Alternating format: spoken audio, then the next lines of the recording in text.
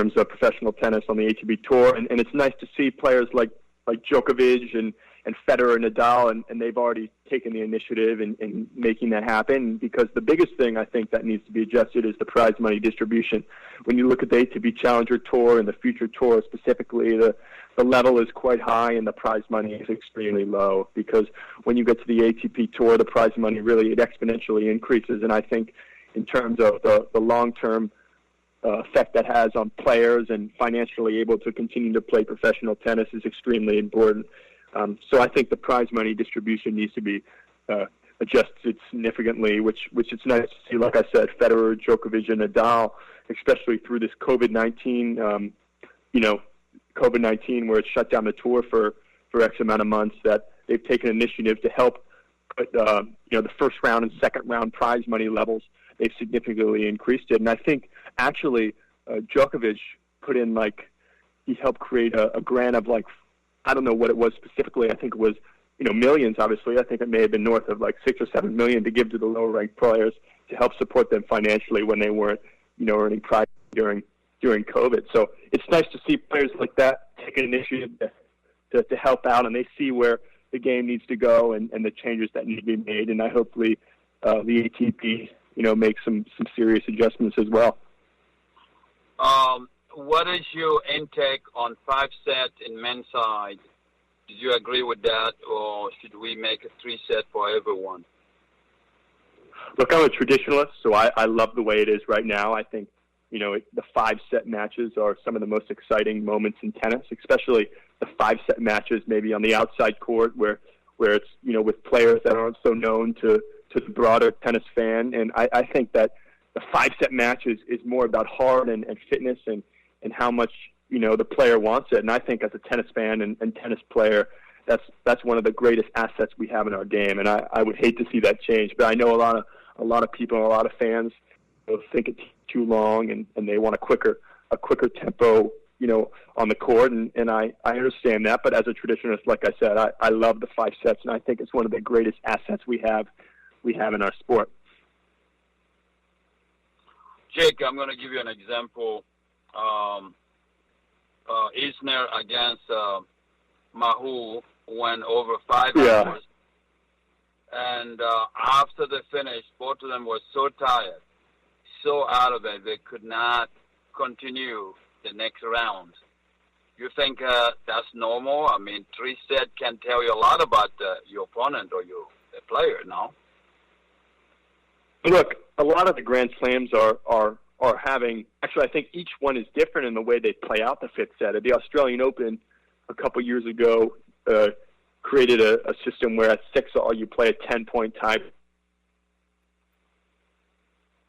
to help, avoid those matches like Isner-Mahut, which I think was 6 days or something like that, which was the longest match ever in Wimbledon in 2010. But so a lot of Grand Slam tournaments are doing, creating different rules in order to prevent those ridiculously long matches. I think at the U.S. Open at 6-all, they play a 7-point tiebreak. At Wimbledon now, I think it's 12-all, they play a 10-point tiebreak. The only one that plays on until you win by 2 games is Roland Garros right now, in which, I think in the near future they'll change to some sort of tiebreaker at a certain point in the 5th set. But I think, like I said, the 5th set is one of the greatest aspects we have in our sport. But I do think that measures need to be taken, in which the Grand Slams have already done, in order to alleviate ourselves of these, 3 days, 6-hour matches that have happened in the past. Because I think if you look at the case with Isner and Mahut, 6 days, what that does to the tournament, and not only what it does to the tournament, but the players, yes,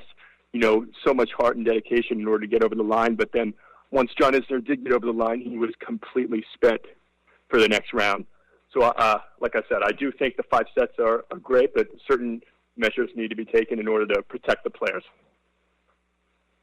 Great answer. Jake, let's talk about Davis Cup on the presence of the coaches on the court. For example, I travel on the tour with the players.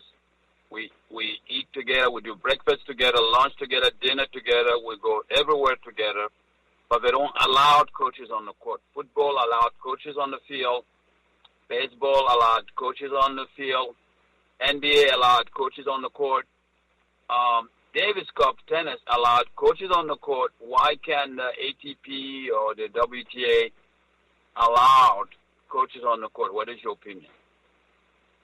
Look, I think it's a good question because tennis is definitely a rare occurrence where there is no coach on the court and he isn't allowed to coach the player. But I also think, with that comes the great chance for the player to show his ability and how he's able to problem solve. That's one of the things that tennis is so great at, is the fact that you have to be able to problem solve. You have to be able to work these issues out by yourself. There's no team around to help you, and certainly, like you said, there isn't a coach out there to help you. That's why you look at Federer, Djokovic, Nadal, and these players, and the consistency that they've had is absolutely incredible, because it is almost all on them when they're out there. There's no one to help them. There's no one to get them out of trouble when they need to, and they've had the ability.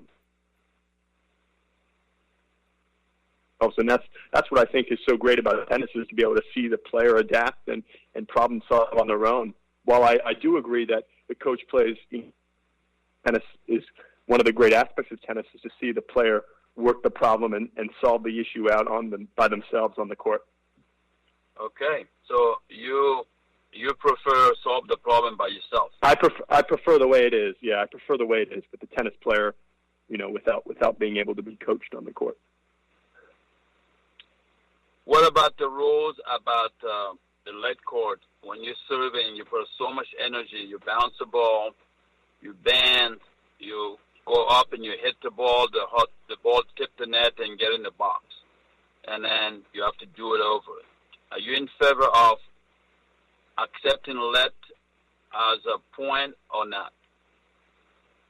Look, there's so many different rules. On the ATP tour, they make you serve it again when it hits the net. On the ITF circuit, they play it out, and as they play it out, there's so many different rules. But in my opinion, I like the way it is on the professional circuit, where you have to play it in, because just the role it could play in a match. I mean, even the matches that I've played where it plays a significant role. It's 5-all in the third set, and it's deuce, and you hit a great serve, and it hits the net and sits up right for the opponent to hit a winner. So I think with millions of dollars on the line and ranking points, I think it's just too important to leave a chance like that, and I like the way it is right now on the pro circuit.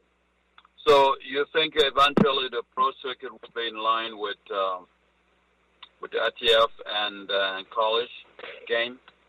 It all depends on what the fans want, really, because the quicker to do that and to create a quicker pace game in order to draw the fans. So I think it's just all really on what the fans want, because at the end of the day, you need to sell tickets. Yeah, so Jake is in favor of let in college, let on ITF tour, but not on the pro tour. Yeah. Let's talk about college, your conference. Can you tell me, or tell the listeners about college conferences? I probably know, but I'd like you to elaborate a little bit on what conference Duke University is in, what conference Florida's in, and how those conferences come together for the NCAA championship.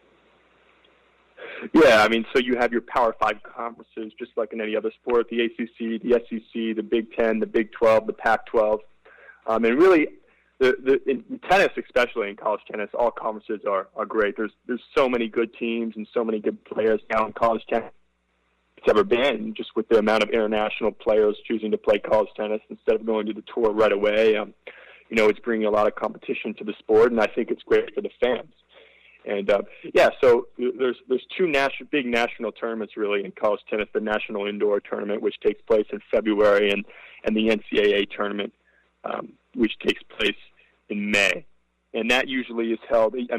For forever it was held at the University of Georgia, but now it's held different place every year, and the USTA is making a bid to get it, and they held it last year, which University of Texas won, and USTA, they did a great job, and I think it's also great for the USTA to host it because it allows the next generation of kids to come watch, because they have a program there, the next generation at the USTA, and it's nice for me because it's in Florida, so I'm all for it holding at the USTA, but like I said, it goes back and forth between different places, and the NCAA tournament, when it gets to the final place, There's only 8 teams there in the quarterfinals, and they play at one site and to finish the tournament.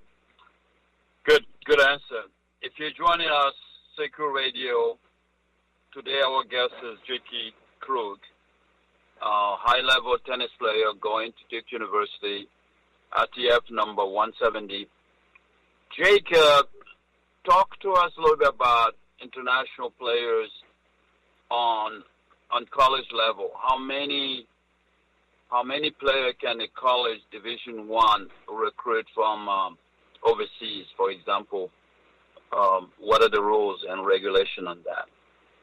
Look, there's no limit on how many international players a college can recruit. They can have a whole roster of international players if they want, which is, it strengthens the field of college tennis tremendously because tennis is such a global sport and where there's, great talent from all over the world. So it gives the kids a chance to, and like I said, which is making the college tennis as a whole stronger than it's ever been, I think. And, a lot of coaches are looking to recruit international players because of their ability level and because of the hunger they have to become professional. So there is really no regulation on how many players, a coach can have internationally, but definitely you're seeing more and more international players come to college than there ever were.